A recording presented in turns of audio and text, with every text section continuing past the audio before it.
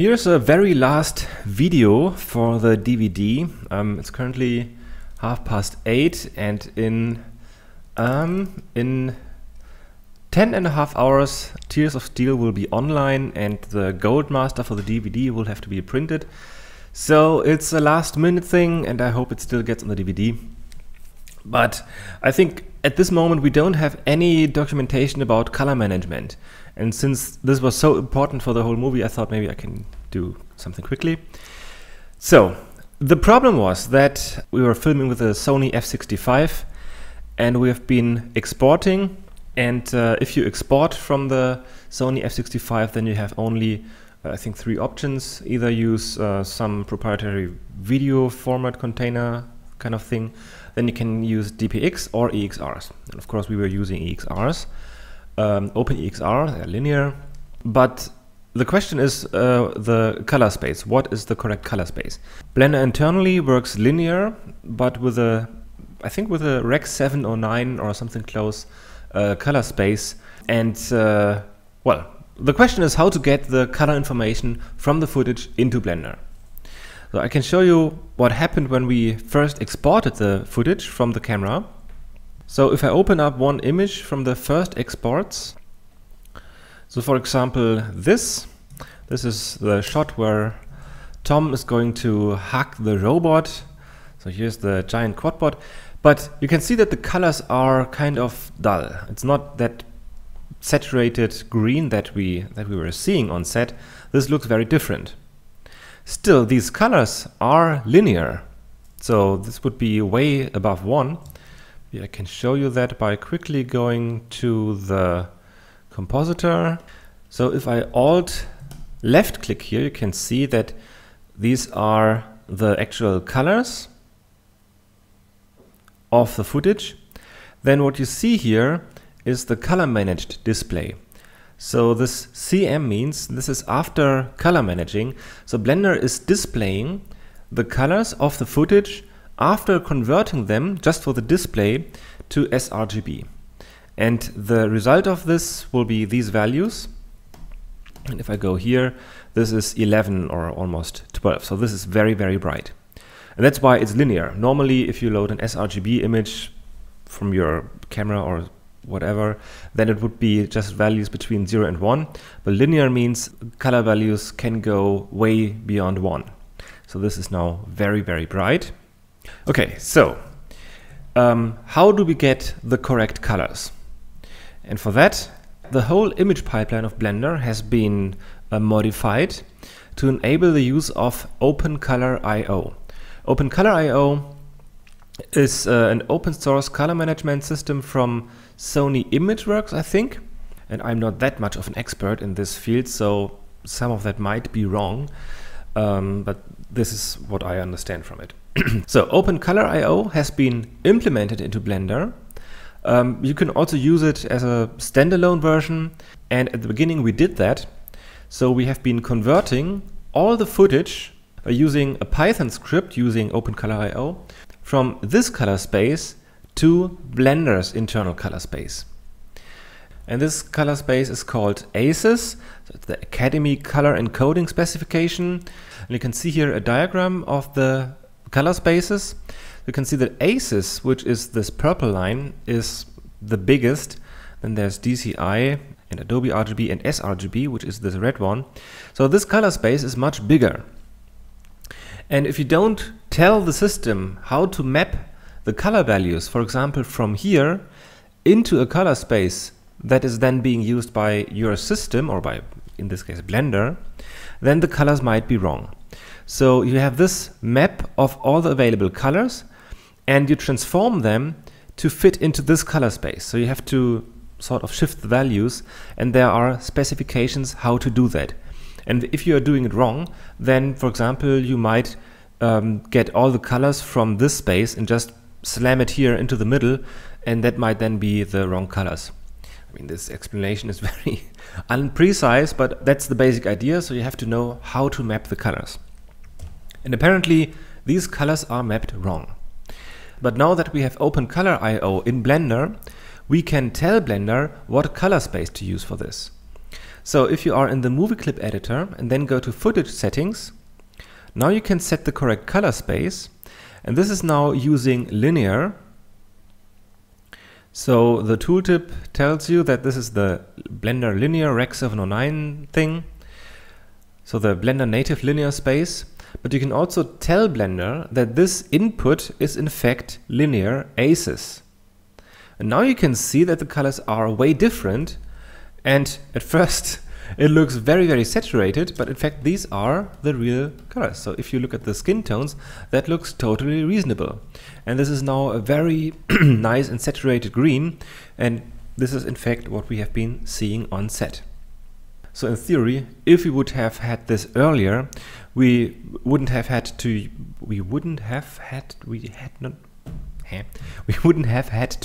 convert the footage from aces to the Blender color space externally by using a script.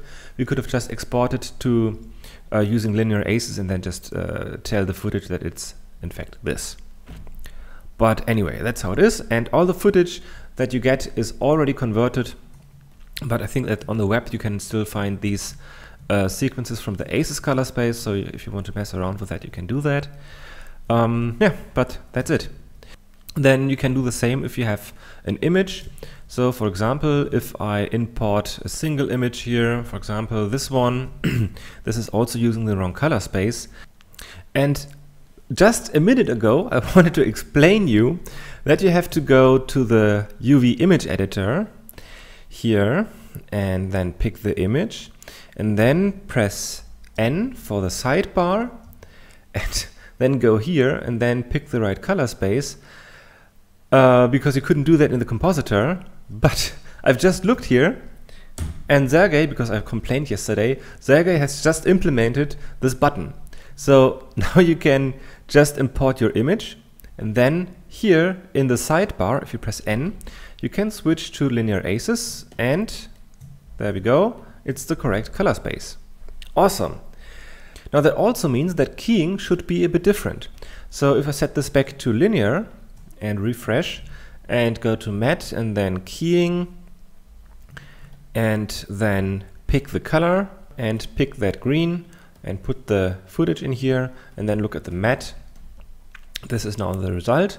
So I just duplicate this node to keep the connection, then set the image to the correct color space, linear aces, and again look at the matte, and of course this is now very different, but this is because I've picked the different color. So I go here and click the color again and then look at the matte. So it's basically the same result because the keying works on a specific color. So that would be the same, but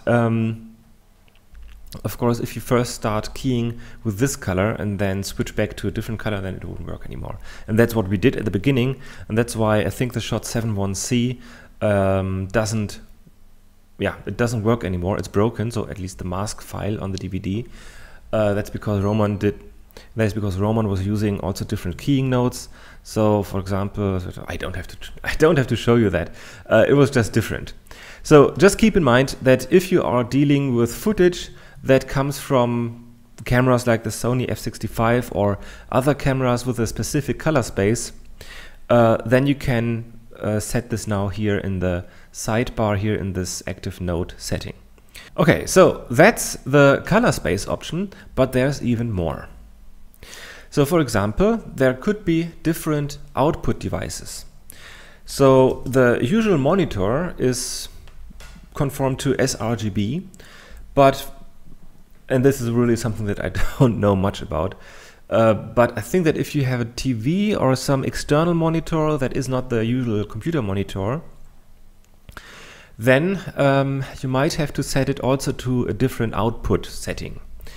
And if you know what you're doing, unlike me, then you can go to the scene buttons, and then down here there is the color management. And you can set your display device from sRGB to Rec 709, for example, or XYZ. I don't know what this would be then. But basically that means that the display transform that's happening would not happen. Maybe the main difference is in this case that if you set the display device to sRGB, then Blender will get the signal that is getting here to display this image and apply a curve to it. And this curve will display it in a certain color space, which is in this case sRGB. But if your monitor or if your displaying device uses a different curve to display images, then you have to set it to the correct space, otherwise you get wrong results. So for example, if I set it to none, this would mean that currently there's no color management happening. So Blender is here displaying the raw data. So where can I see the, hang on, input movie clip, Alt left click. Aha. Okay, now look at these values down here in the header. So the RGB values and the color managed RGB values are the same. And that means that Blender doesn't apply this color transform curve to the displayed output. So these values are actually now using the normal values. So this is kind of the raw data. Well, the point is, if you have display the default set to sRGB, it will work fine for most of the monitors, and Blender will automatically transform the image so that you can see it in the same color space as your monitor. If you disable that, you will see the raw data, so no transform is happening. So that's something that you can set here. So set it back to sRGB. But then the other thing is that you can also apply a curve, a color transform curve, to the render output. For example, there are several options, and the option that we use the most is the film, SPI film, Sony picture image, no, Sony, I don't know. We just called it the film shit because it applies a very nice curve. So everything that you put into Blender, at least coming from our camera, automatically looks nice and cinematic. So this image, for example, the green looks a bit strange, but if you look at him, this looks now way different and much more interesting, I think, because there's more contrast and there's a nice color transform curve happening. So that is what we have been using. You can also, well, you can use it to output this image now. So if I render that, the color transform will be baked into the image. You can also set the exposure and gamma values and stuff like that. But you can also use it to just simulate that. So the color management is something that you might want to keep open. For example, if you work with linear data, for example, rendered data or any kind of raw data, then it can be helpful to set it to log, because log or logarithmic will apply a special curve, and this curve lets you see much more of the dark tones. Now this also shows you a lot of noise, and this is something that we were seeing at the very beginning. So when we first looked at the footage, we had no idea how to export, how to view them, how anything. It was just horrible, and what we got was like this. It looked very, very bad. Until we then found out how to really correctly treat the footage and how to apply color transforms and color curves and color spaces and stuff like that. But in some cases it can be helpful to view the footage in logarithmic, with a logarithmic display curve, because you would see more of the dark tones. But I think you wouldn't want to render this. So usually I would say just keep the default, and if you want to have color transforms or curves, just use RGB curves. But well, this is I wouldn't really give any advice on that. There are people who understand much more of that. Yeah, but that is this. And now to conclude this whole color chapter, I also want to have a look at the sequencer, because Sergey, our awesome developer, was not only implementing these color management options into all kinds of places in Blender, but he was also working on the sequencer. And I have to show you that, because there now you have color grading tools. So if I import an image sequence, 7.1b. Yeah, let's use 7.1b. So, okay, I first have to set the correct output aspect ratio. So 1920 by 800, 100%. Okay, so this is what we rendered for 7.1b. This is the shot. And it doesn't really look cinematic. So what Ian did was to go to the scene buttons and enable the so-called film shit. And automatically it looks very different and it looks much more cinematic. But still, if you have multiple shots, then you want to grade them. That means that you want to first, maybe you want to apply a curve so that they fit to each other. I'm trying to simulate now the grading process, but I wasn't really there when they did that, so I'm not sure what I'm doing. So excuse me for that. Okay, so I have to find some linear frames. What about this? No, it's wrong. So maybe 2,3C. I mean, for you it doesn't really matter what I'm using here, but anyway. So I just import a couple of EXRs, add image strip, put that here. Okay, so these are separate shots, but maybe you want to grade them so that they fit to each other. So that means that, for example, you see this and you might want to set this brighter.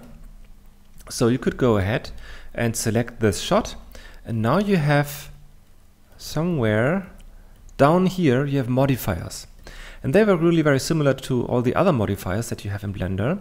So you could add a strip modifier, for example curves. Now if I make this a bit bigger, I think the interface for that might change, at least I hope so.